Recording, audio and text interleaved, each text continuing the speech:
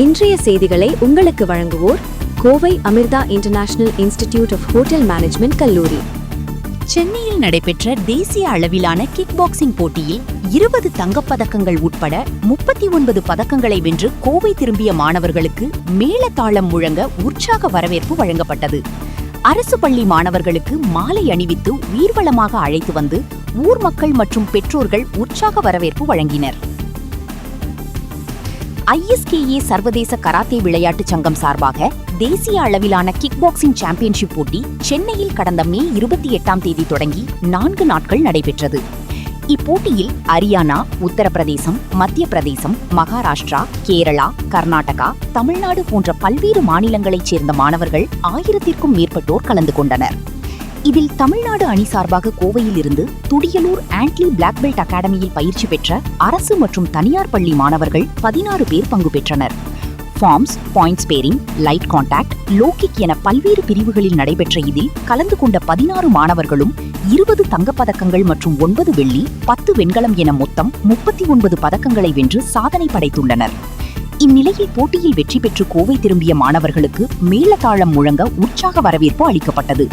இதில் பெற்றோர்கள் மற்றும் ஊர் பொதுமக்கள் இணைந்து வெற்றி பதக்கங்களுடன் கோவை திரும்பிய மாணவர்களுக்கு மாலை அணிவித்து ஊர்வலமாக அழைத்து வந்தனர். இதுகுறித்து ஆண்ட்லி பிளாக் பெல்ட் அகாடமி நிறுவனர் மற்றும் தலைமை பயிற்சியாளர் ஆண்ட்லி கூறுகையில், தமிழக மாணவர்கள் கிக் பாக்ஸிங் போட்டியில் தொடர்ந்து தேசிய சர்வதேச அளவில் சாதனை படைத்து வருவதாகவும், தற்போது புதிய அரசில் விளையாட்டுத்துறை அமைச்சராக பொறுப்பேற்றுள்ள ஆதவ் அர்ஜுனா கிக் பாக்ஸிங் போட்டியில் தனி கவனம் செலுத்த வேண்டும் என கோரிக்கை விடுத்தார். அனைவருக்கும் வணக்கம். மாஸ்டர் ஆண்ட்லி கிக் பாக்ஸிங் அகாடமியோட ஃபவுண்டர். கடந்த ஏப்ரல் மந்த் நடந்த ஸ்டேட் மேட்ச்சில் வந்து பசங்க கோல்டு மெடல் பண்ணியிருந்தாங்க. அதில் செலக்ட் ஆகி இப்போது நேஷனல் மேட்ச் நடந்தது. இஸ்கா கிக் பாக்ஸிங் டோர்னமெண்ட்டில் வந்து பார்த்தீங்கன்னா பசங்க வந்து பார்ட்டிசிபேட் பண்ணி சென்னையில் நடந்தது. இதில் வந்து 16 பேர் பார்ட்டிசிபேட் பண்ணியிருந்தாங்க. 20 கோல்டு, 9 சில்வரு, 10 பிரான்ஸு. ஸோ இது கிட்டத்தட்ட ஒரு 2 months ப்ராக்டிஸ் பண்ணி இந்த இதை அச்சீவ் பண்ணியிருக்கிறாங்க. கிட்டத்தட்ட வந்து நம்ம 16 பிளேயர்ஸுமே வந்து ஏப்ரல், மே இந்த 2 month சம்மர் கேம்ப், அதாவது சம்மர் லீவ் விட்டாலே குழந்தைங்க வந்து வெளியில் ட்ரிப்புக்கு போவாங்க, வெளியில் போய் விளையாடுவாங்க. ஆனால் என்னோட குழந்தைங்க பார்த்தீங்கன்னா ரெகுலர் ப்ராக்டிஸ், மார்னிங் ஈவினிங் 2 நேரம் ரெகுலராக ப்ராக்டிஸ் பண்ணி அவங்களோட அச்சீவ்மெண்ட்ஸை காமிச்சிருக்காங்க. ஒவ்வொருத்தரும் பார்த்தீங்கன்னா 4 மெடல், 3 மெடல், ஒருத்தர் 5 மெடல் பண்ணியிருக்கிறாங்க. ஏன்னா ஒவ்வொரு ஈவெண்ட்டில், அதாவது kick light, point fight, full contact, musical forms, creative form, அந்த மாதிரி நிறைய ஈவெண்ட்ஸில் பார்ட்டிசிபேட் பண்ணியிருக்கிறாங்க. இது எனக்கு மிகப்பெரிய ஒரு பிளாட்ஃபார்ம் கொடுத்த விஷ்ணு, ஜெனரல் செக்ரட்டரி விஷ்ணு அவர்களுக்கும் சேர்மன் சந்தோஷ்குமார் அவர்களுக்கும் நான் தேங்க் பண்ணிக்கிறேன்.